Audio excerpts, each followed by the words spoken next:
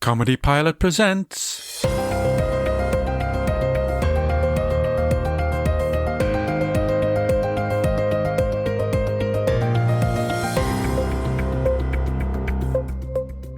Good evening. It's the 12th of March 2026 and this is the United State of News. I'm Johnson Hood and these are the headlines. Trump wears baseball cap to honour fallen soldiers because his dunce cap is in the wash.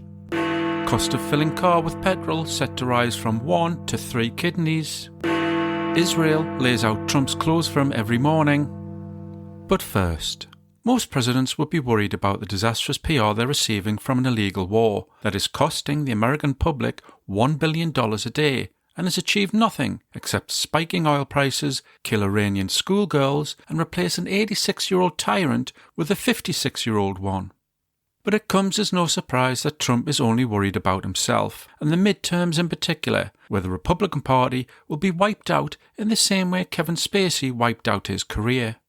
As a result, Trump is desperately trying to pass the Safeguard American Voter Eligibility Act, a piece of legislation that will suppress Democratic votes. It's known as the SAVE Act, because Trump hopes it will save his arse from being impeached. The panicking president issued a Truth Social post stating he will not sign any other bills into law until the SAVE Act is passed through Congress, the very definition of taking his ballroom and going home. If passed, it will mean in order to vote, a US citizen would require a photo ID as well as a valid passport or birth certificate. But around 50% of Americans don't own a valid passport, although 42% of them do own a gun, which tells you a little about their priorities. To buy a new passport costs around $130, and amid nationwide rise in costs, that's the difference between voting and being able to afford little Jimmy's first AK-47. And as for birth certificates, most of us can't remember where we parked the car, never mind where we find the paperwork we got as a newborn. In addition, Trump wants to ban mail-in and online voting, to send election officials to prison for 5 years if they make a mistake, and additional documentation will be required by anyone who has changed their name after marriage, has moved house, or changed party affiliation. He's even tagged on stuff about the trans community. Trump will tell you the SAVE Act is needed to prevent voter fraud, and he'll tell you this in broken English and made-up words, while stopping mid-sentence to tell you how nice his curtains are. But in over 25 years, there has been less than 1% instances of voter fraud, the same percentage that describes how much Melania loves her husband. At the United State of News, we rarely end on a positive note, unless it's to say we're positive Trump is a knob. But buckle up, buckaroos, we've got good tidings. The act is unlikely to pass through Congress, as it needs to clear a 60-vote hurdle, which Republicans don't have. Trump could pass the act through executive order, but that leaves him open to legal challenges by anyone who thinks he's a senile old baby man, and that's everyone. And even if it passes in some form, the act is designed to make voting so difficult voters will stay home instead. But I think Trump has underestimated how much he is detested. In fact, there are rumours he is no longer being shown the polling figures that show his popularity at an all-time low. No one can tell Americans what to do, especially if you're asking them to keep it down in a restaurant. The moment you tell them they can't vote, they'll crawl over broken glass just to prove you wrong. And now a quick word from me. As part of United State of News, we are about to launch Spotlight On, a limited series profiling 4 right-wingers benefiting from the rise of fascism. Some you'll know, some you'll have heard of, but all of them are worthy of your attention. Tune in to find out who wanted to start their business on a Native American reservation to avoid paying tax, who said accommodating school children with learning difficulties was insane, and who refused to send condolences to the parents of a dead student because they were black. Follow now to receive your new extra podcast episodes. And now we go live to our roving reporter Billy Beans, who really likes needlepoint, and there's nothing wrong with that. What have you got for us, Billy? When the far-right party Reform won 677 UK council seats last May, leader and walking tobacco stain Nigel Farage stated his party would be judged on their performance. Less than 12 months on, the Reform Council leader for Warwickshire, George Finch, is facing a vote of no confidence due to his abuse of the office of leader. At 19 years old, George is the youngest council leader in British history. And if his string of controversies prove anything, it's that young men should stay away from political office to concentrate on growing their first moustache.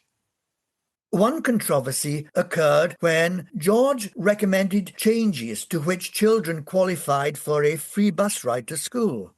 In order to cut costs of 16%, his proposals were for some children under 8 to walk 4 miles to school and 4 miles back.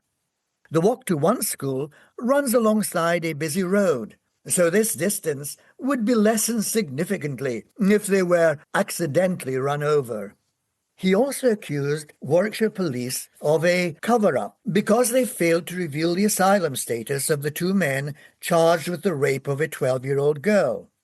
Police didn't reveal their immigration status because they were following national guidance, and because they understand scum is scum, no matter what country it comes from.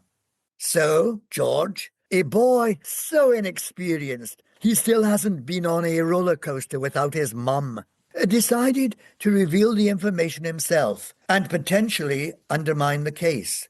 Because what's more important, justice for the victim or everyone knowing the accused men are brown? In reference to the vote of no confidence, George stated, "Those trying to remove me have offered no alternative council plan," though it seems one alternative would be to replace him with a sack of potatoes, a non-racist one. Good reporting. Now we join Virginia Cluckbucket for an instalment of her series called MAGA Mayhem.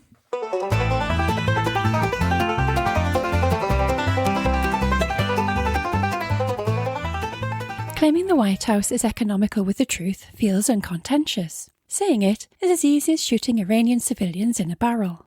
But it's different when it comes to war. If people are willing to lay down their lives for you, bare minimum you can give in return is the truth. But this is an administration that won't even say they're at war.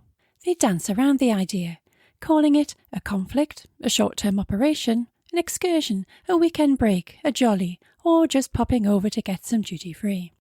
Because if it's labelled a war, it becomes official, and this pressurises them to go to Congress. And Trump wants that as much as he wants more liver spots. Going to Congress is like sitting a school exam, where you have to show your workings out. When faced with the question, should you destabilise the Middle East for no reason? And you answer immediately with, it's bomb o'clock, baby, you'll have to explain why. So they're hiding the fact that they're at war. And they're also hiding the consequences of that war. Early this week, the White House blocked a security bulletin compiled by the FBI, the DHS and the NCC, which are enough letters to fuel a whole season of Sesame Street, so you know it's serious. The bulletin contained a warning that US citizens were at a heightened risk of a terror attack following the holiday in Iran. It was blocked because the White House claimed it was not well written. Compared to one of Trump's Truth Social posts, it would have to be written in Wingdings for this to be of any real concern. Similarly, the Pentagon had previously stated only 8 American soldiers had been injured in the war, which, if true, would have been evidence of a well-oiled war machine at work. But of course it wasn't.